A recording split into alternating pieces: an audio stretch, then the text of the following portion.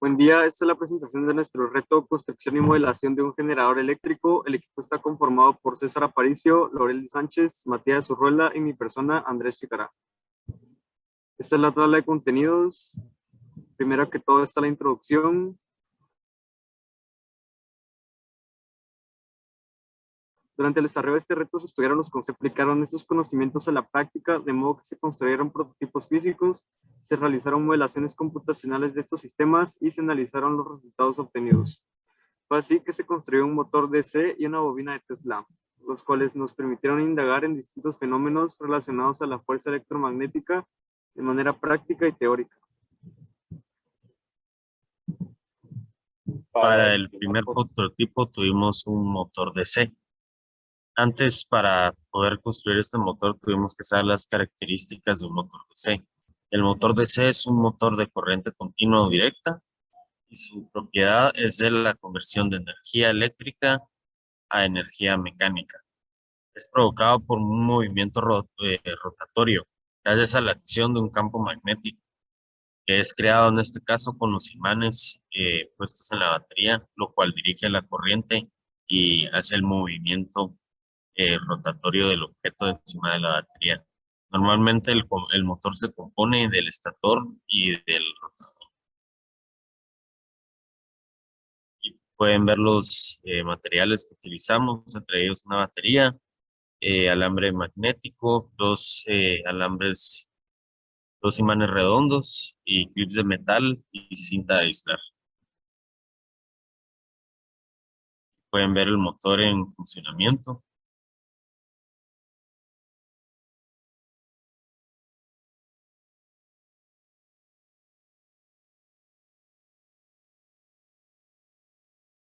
Bueno, para el producto final decidimos hacer un generador que vendría siendo una bobina de Tesla. Bueno, para la construcción de nuestro generador, este es un generador de alta tensión que transforma la energía en cargas de voltaje, creando campos magnéticos capaces de producir un arco eléctrico. Este generador está formado por dos bobinas, una bobina secundaria y una primaria, como la muestra en el diagrama a continuación. Y los materiales usados para este reto fueron la superficie de madera, un trozo de tubo de PVC, la batería de 9 voltios, un conector para la batería, un alambre magneto, un cable de 1 milímetro de grosor, un interruptor, un transistor y una resistencia. Para nuestro proceso de construcción fue necesario realizar una construcción como la tenemos en el diagrama que está mostrado en esta parte. Y para el proceso de validación del prototipo fue, bueno, fue puesto a prueba con una bombilla LED funcional, esta es de gas. También implementamos un LED en nuestro prototipo final para comprobar que el sistema estuviera funcionando. Y como muestra en la imagen, aquí tenemos nuestro prototipo prendido y nuestra bombilla también prendida. Modelo computacional del circuito RLC. Bueno, primero se tuvo que hacer un esquema del circuito RLC. Para el esquema del modelo del circuito decidimos hacerlo con el simulador computacional Proteus, en el cual podemos hacer y modelar distintos elementos electrónicos. En nuestro caso tenemos este circuito simple en serie donde hay una resistencia que es de 1 ohm, un inductor de 0.25 y con un capacitor de 200 microfaradios y en el que se aplica un voltaje de 5 volts.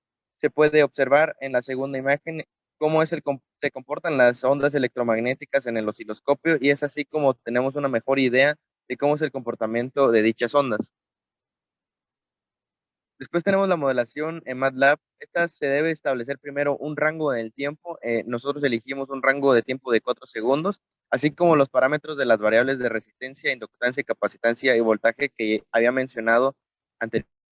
Después se crea un ciclo en el que debemos de darle dicha solución a nuestras condiciones, en el que por medio de valores y haciendo uso de un proceso de análisis de método numérico, Runge-Kutta, podemos especificar en el ciclo lo que queremos que analice en este caso, nuestras variables de corriente, carga y voltaje del capacitor. Y aquí tenemos como resultado las gráficas generadas en MATLAB.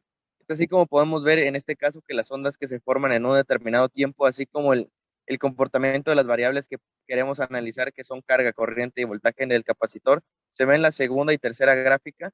Se observan cómo es el recorrido que hace cada una de las variables del circuito, así como en la primera podemos observar más cerca cómo se ven las dos líneas de las soluciones usadas, la que es hecho de una solución real y otra por un método numérico. Luego está el análisis del circuito RLC con el método de Runge-Kutta. Pues primero que todo, el programa computacional en MATLAB comienza estableciendo valores iniciales de variables relacionadas con componentes y condiciones iniciales del circuito. Luego se aplica el método de Runge-Kutta, se manda a llamar esta función en la que se utiliza dicho método de cuarto orden. Lo primero que hace es establecer definiciones iniciales y valores iniciales a las variables. Luego, dentro de un bucle, utiliza las 4 ecuaciones del método y termina hasta completar el número requerido de iteraciones. Para los resultados finales se utilizan los valores obtenidos para desplegar de manera gráfica estos mismos. Aquí se observan, a la izquierda se muestra la gráfica para la carga Q, mientras que a la derecha está la gráfica para la corriente I. Bueno, por último, para nuestras conclusiones, la investigación presentada muestra cómo se aplicaron los conocimientos sobre sistemas electromagnéticos vistos en clase y para hacer un prototipo funcional cuya mayor dificultad para completar fue lograr su funcionamiento esperado. Al obtenerlo, hemos visto y comprendido de manera más práctica el funcionamiento de un generador y junto con los métodos empleados de programas computacionales, se ha logrado apreciar de mejor manera que tiene el sistema y la manera en que la energía fluye a través de este. Eso sería todo. Muchas gracias.